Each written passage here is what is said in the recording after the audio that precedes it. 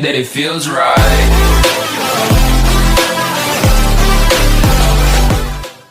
स्वागत है हमारी एक और इंटरेस्टिंग वीडियो में। सो गाइस, आप देख रहे हैं हमारा चैनल एडुकेटर्स, जहाँ पे आपको full chapter one shot videos मिलती हैं। जय गाइस, मैं गौरव आप सबका स्वागत करता हूँ हमारी एक और इंटरेस्ट। हेलो गाइस, अगर आपने हमें इंस्टाग्राम पे फॉलो नहीं किया अभी तक तो आपको लिंक डिस्क्रिप्शन में मिल जाएगी। आप मुझे इंस्टाग्राम पे फॉलो कर सकते हैं darknight.22, ठीक है गाइस। और मैंने अपना एक पोल किया था मेरे चैनल पे, जिसकी लिंक आपको डिस्क्रिप्शन में मिल जाएगी। वहाँ पे मैंने पूछा था कि हम लोग को स्पेसिफिक वीडियोस लानी चाहिए, ठीक है नहीं, ठीक है, स्पेसिफिक वीडियोस लानी चाहिए केस बेस्ड स्टडी क्वेश्चंस की, जो कि मैथ्स में, जैसे कि आपको पता है इस साल कोरोना है जो नए पैटर्न आया है मैथ्स का, ठीक है, उसमें केस बेस्ड स्टडी क्वेश्चन होंगे, तो इस पर स्पेसिफिक वीडियो लाएं कि ना लाएं, ठीक है।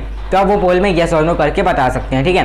तो चलो गाइस, ये बहुत ही इजी चैप्टर है, छोटा चैप्टर है, ठीक है। तो चलो वीडियो को लंबा ना करते हुए वीडियो को स्टार्ट करते हैं। सबसे पहले हम देखते हैं refraction of light through glass prism, ठीक है। रिफ्रैक्शन ग्लास प्रिज्म से रिफ्रैक्शन कैसे होता है, जैसे कि पहले तो आपको ये पता होना चाहिए ग्लास प्रिज्म कैसा दिखता है, ठीक है।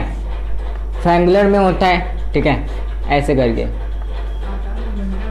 ट्रायंगुलर में होता है, ऐसे करके, ठीक है। जिसके देखो ये रेक्टेंगुलर हो गया, एक rectangular, two rectangular and three rectangular, three sides होते हैं, थ्री रेक्टेंगुलर उसके सरफेसेस होते हैं इंक्लाइन टू ईच अदर, ठीक है। अब देखो ये एक ट्रायंगल है और एक इसके पीछे होगा ट्रायंगल, ठीक है, क्योंकि ऐसे फिगर है ना, पूरा सॉलिड फिगर है। तो देखो ये हो गया हमारा क्या हो गया, टू ट्रायंगुलर फेसेस एंड देखो हमने अंडरलाइन भी कर दिया है, फिर से आपको लिख देता हूँ, two triangular and three rectangular lateral surfaces incline to each other, ठीक है। अब देखो second, angle between two lateral surfaces is called angle of prism, ठीक है। लेटरल सरफेस जो है, ठीक है, उनके बीच में देखो मीन्स ये जो लेटरल सरफेसेस हैं इनके बीच का जो एंगल होता है उसे हम कहते हैं एंगल ऑफ प्रिज्म, ठीक है। क्या कहते हैं, एंगल ऑफ प्रिज्म, ठीक है। अब देखो angle between emergent and incident ray, emergent रे और दी इंसिडेंट रे जो होती है, इन दोनों के बीच का जो एंगल होता है उसे हम कहते हैं एंगल ऑफ डेविएशन, ठीक है। इनको हम कहते हैं एंगल ऑफ डेविएशन, ठीक है। तो हमने यहाँ तक क्या पढ़ा, refraction of light through glass prism. अब हम पढ़ेंगे डिस्पर्जन ऑफ दी, हाँ तो गाइस देखिए अब हम देखते हैं dispersion of the white light, ठीक है, dispersion of the white light, ठीक है। तो देखो splitting of the white light into its constituent color when it passes through a refracting medium is known as dispersion of white light, ठीक है। splitting of the white light, ठीक है। अब देखो एक डायग्राम मैं यहाँ पे बताता हूँ, अभी छोटा सा बना रहा हूँ, ठीक है। इसके बाद मैं आपको बताऊंगा एक बड़ा सा, मतलब इसी डायग्राम को अच्छे से एक्सप्लेन कर दूंगा, ठीक है। मान लो ये एक ग्लास प्रिज्म है और एक ये ग्लास प्रिज्म है, यहाँ से व्हाइट लाइट पास करते हैं, फिर ये अपने कॉन्स्टिट्यूएंट कलर में डिवाइड हो जाती है। कॉन्स्टिट्यूएंट कलर मतलब विबग्योर, ठीक है, विबग्योर, स्पेलिंग लिख देता हूँ, वी से वॉयलेट, आई से इंडिगो, बी से ब्लू, जी से ग्रीन, वाई से येलो और ओ से ऑरेंज और आर से रेड, ठीक है। मान लो ये वाइट लाइट है, ठीक है, ये वाइट लाइट है, ये ग्लास प्रिज्म में जब टकराती है when it passes through a refracting medium, ठीक है, ये रिफ्रैक्टिव मीडियम है, ठीक है, और ये वाइट लाइट है, ये अपने कॉन्स्टिट्यूएंट कलर में डिवाइड हो गई, कॉन्स्टिट्यूएंट कलर में स्प्लिट हो गई, कौन से, विबग्योर में, ठीक है। अब ये यहाँ से थोड़ा सा बेंड हो रही है, ठीक है। अब ये फिर से उसके सामने एक और ग्लास प्रिज्म रखा है, तो वो फिर से उसमें बेंड जो हो जाती है ऊपर जाते हुए, जितने कॉन्स्टिट्यूएंट कलर जो डिवाइड होते हैं वो जाके फिर से एक बार मिल जाते हैं, और फिर से जो व्हाइट लाइट निकलती है वो होती है हमारी व्हाइट लाइट, ठीक है। व्हाइट लाइट पास किया तो यहाँ से हमें एक कॉन्स्टिट्यूएंट कलर देखने को मिला, जहाँ पे जैसे हम कह सकते हैं रेनबो देखने को मिला, और फिर वो जैसे ही हम उसके सामने एक और ग्लास प्रिज्म रखते हैं तो फिर से वो अपने व्हाइट कलर में कॉन्स्टिट्यूएंट दोबारा से हो जाती है, ठीक है। तो चलो ये हमने पढ़ा था dispersion of the white light, ठीक है। अब हम आगे बढ़ते हैं। Scattering of the white light by the colloidal particles is known as the Tyndall effect, ठीक है। जब भी कोलॉइडल पार्टिकल से व्हाइट लाइट स्कैटर होती हैं उसे हम कहते हैं टिंडाल इफेक्ट, ठीक है। अब हम देखते हैं स्कैटरिंग इन नेचर, स्कैटरिंग होती है, ठीक है, लेकिन नेचर में बहुत तरीके से होती है। पहला हम ये जानते हैं कि स्काई जो है वो हमें ब्लू क्यों दिखता है, ठीक है, क्योंकि ब्लू कलर है जो है वो सबसे ज़्यादा स्कैटर होता है, ठीक है, स्काई में, ठीक है, और इसलिए हमें स्काई ब्लू दिखता है, ठीक है। It is the most scattering colour, ठीक है, इसलिए हमें स्काई ब्लू दिखता है। दूसरा क्वेश्चन है स्कैटरिंग ऑफ द नेचर का, कि अगर हम हाइट पे जाते हैं, ठीक है, हाई एल्टीट्यूड पे होते हैं तो हमें स्काई जो है ब्लैक क्यों दिखता है। अब देखो यहाँ पे अगर हम हाई एल्टीट्यूड पे जाते हैं, देखो पहले आपको ये समझा देता हूँ मैं कि हमारे अर्थ में लेयर्स हैं कि नहीं, मानते हैं ना, लेयर्स हैं। एक लेयर हो गई, दूसरी हो गई, तीसरी हो गई, चौथी हो गई।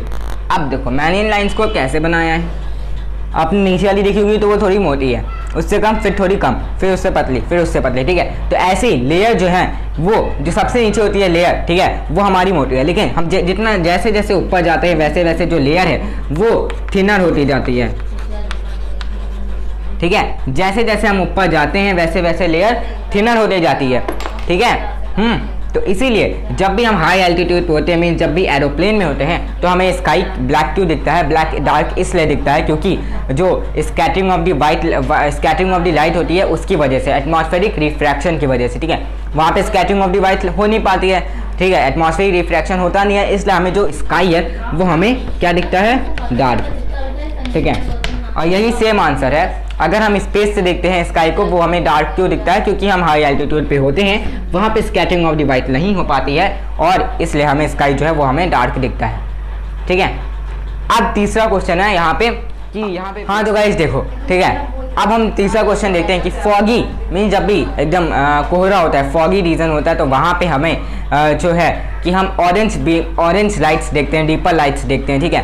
कार में या बाइक में फॉग में डीपर लाइट्स क्यों यूज़ की जाती हैं, मीन्स ऑरेंज डीपर लाइट्स क्यों यूज़ की जाती हैं, ऑरेंज ही क्यों, और कोई कलर क्यों नहीं, क्योंकि ऑरेंज की वेवलेंथ सबसे ज़्यादा होती है and it is the least scattered, ठीक है। वेवलेंथ इसके सबसे ज़्यादा होती है और ये सबसे कम स्कैटर करता है, इसलिए हमें धुंधले में भी, फॉग में भी हमें दिख जाता है क्या, ऑरेंज कलर हमें दिख जाती है ये, ठीक है।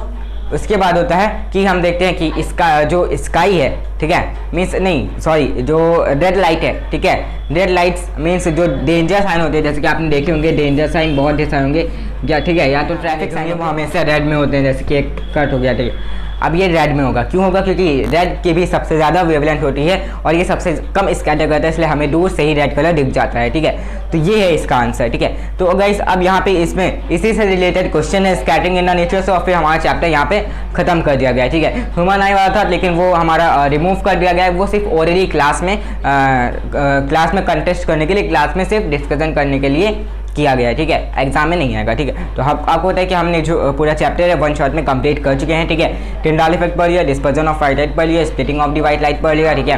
अब हम बताते हैं आपको दो इंपॉर्टेंट डायग्राम जो है इस चैप्टर के, वो आप देख लीजिए और फिर हम अपने चैप्टर को, अपने वीडियो, ठीक है। ये हमने बनाया है refraction through a glass prism, ठीक है, रिफ्रैक्शन थ्रू ग्लास प्रिज्म, ठीक है, रिफ्रैक्शन थ्रू ग्लास प्रिज्म। तो देखो ये एक ग्लास प्रिज्म है ABC, ठीक है। अब देखो ये एक रे जा रही है, ठीक है, P मान लेते हैं, ठीक है। अब ये एक सीधे यहाँ पे अंदर जाके डॉट डॉट मैंने किया है, ठीक है, ये एक सीधी रह गई, ठीक है। अब एक इस ट्रायंगल के एकदम सेंटर से जा रही है, पैरेलल, इसके पैरेलल सीधी लाइन है, ठीक है। और फिर एक इधर से निकल रही है, मीन्स ये जो इधर जा रही है तो उधर तो जा रही है, हाँ तो ये जो जा रही है, ठीक है, ये है ये सीधे लाइन जा रही है, लेकिन ये वाली जो है ये थोड़ी बेंड हो जाती है, जैसे कि आपको पता है ये बेंड होके फिर ये डाउनवर्ड्स जा रही है। अगर हम इसे एक्सटेंड करें तो ये इसको क्रिस क्रॉस कर रही है इस पॉइंट पे, ठीक है, और इसे एक्सटेंड करें तो ये सीधे एकदम जा रही है स्ट्रेट लाइन, ठीक है, ये स्ट्रेट लाइन जा रही है। अब देखो ये जहाँ पे क्रिस क्रॉस कर रही है और ये वाला जो है, ये दोनों जो है, ये वाला जो एंगल बनता है इसके बीच का, उसे हम कहते हैं एंगल ऑफ डेविएशन, इसे हम कहते हैं एंगल ऑफ डेविएशन, ठीक है। ये पॉइंट डी हो गया। अब देखो ये वाला जो एंगल है, ठीक है, ये हो गया एंगल आई, और ये वाला जो एंगल हो गया ये हो गया एंगल, ये भी एंगल आई हो गया। अब ये हो गया, ये जो है ये R1 और ये R2, ये वाली लाइन और ये वाली लाइन, ये है एंड और ये है एन डैश, ये है M और ये है M, ठीक है, ये है M डैश और ये है M, ठीक है। अब देखो ये इधर से सीधे जा रही है, ठीक है, ये किसके पैरेलल है, इसके पैरेलल है, ठीक है। और अगर हम इसे एक्सटेंड कर दें तो ये ऐसे ऐसे निकल के जाएगी, ठीक है, तो ये इसके पैरेलल हो जाएगी, ठीक है, लेकिन उसे हमने नहीं बनाना है, हमें इसे वाले बनाना है, ठीक है। तो हमने ये सारे एंगल पढ़ लिया। अब देखो ये इधर जा रही है, ठीक है, इसके पैरेलल, और ये जो डाउनवर्ड्स जा रही थी, तो ये वाला जो एंगल होता है, ठीक है, इसे हम कहते हैं एंगल ऑफ इमर्जेंट रे है, ठीक है, एंगल ऑफ इमर्जेंट, ठीक है। और ये जो है ये है एंगल ऑफ इंसिडेंस, ठीक है। ये जो है ये देखो ये जो है ये है एंगल ऑफ इंसिडेंस आई, ठीक है, ये क्यू है, ये हो गया, ठीक है। तो ये इस तरह होता है हमारा रिफ्रैक्शन थ्रू ग्लास प्रिज्म, ठीक है। समझ आया इतना कि नहीं आया? हाँ तो गाइस देखो, अब हम पढ़ने वाले refraction of the spectrum of the white light, ठीक है, ये दोनों इंपॉर्टेंट। अब हम पढ़ने वाले हैं अपना last diagram, refraction of spectrum of white light, ठीक है। जैसे कि मैंने आपको पहले बताया है, अभी स्टार्टिंग में बताया था, फिर से बता देता हूँ। देखो ये एक ग्लास प्रिज्म है, ठीक है, और एक ये ग्लास प्रिज्म है, ठीक है। अब देखो यहाँ से वाइट लाइट पास होती है तो वो स्प्लिट करती है अपने कॉन्स्टिट्यूएंट कलर में, ठीक है। ये हो गया हमारा रेड और ये हो गया हमारा, ये जो है ये हमारा वी, ठीक है। तो ये हो गया विबग्योर, ठीक है। ये लास्ट में हो गया वी, ऊपर हो गया रेड और बीच में बाकी कलर्स, ठीक है। कॉन्स्टिट्यूएंट कलर में डिवाइड होते हैं, लेकिन ये जो वाइट लाइट जाती है उससे थोड़ा सा बेंड कर जाते हैं। फिर वो थोड़ा सा बेंड करके इसके सामने जब हम दूसरा ग्लास प्रिज्म रखते हैं तो वो थोड़ा सा बेंड करके ऊपर जाती हैं और फिर से वो अपने कॉन्स्टिट्यूएंट कलर को स्प्लिट कर देती हैं और फिर वो स्कैटर करके अपना वाइट लाइट फिर से बना लेती हैं इनटू इट्स कंपोनेंट कलर, ठीक है। कंपोनेंट कलर फिर से एक ही में मिल जाते हैं और फिर वो वाइट लाइट बन जाती है। लेकिन अगर हम एक ग्लास प्रिज्म रखते हैं तो उसके वाइट लाइट कॉन्स्टिट्यूएंट कलर में स्प्लिट हो जाती है, जिसे हम कहते हैं dispersion of the white light, ठीक है। हाँ तो ये था गाइस हमारा पूरा chapter human I and the colourful world. उम्मीद है आप सबको पसंद आया होगा, आप सबको इजीली समझ आया होगा, ठीक है। तो चलो गाइस आज की वीडियो अगर आपको पसंद आई हो तो वीडियो को लाइक कर दें, शेयर कर दें, सब्सक्राइब कर दें, बेल आइकन बटन ना भूलें, ठीक है। तो चलो गाइस वीडियो को एंड करते हैं और मिलते हैं अपनी नेक्स्ट वीडियो में। तब तक के लिए जय भारत, जय हिंद, बाय बाय।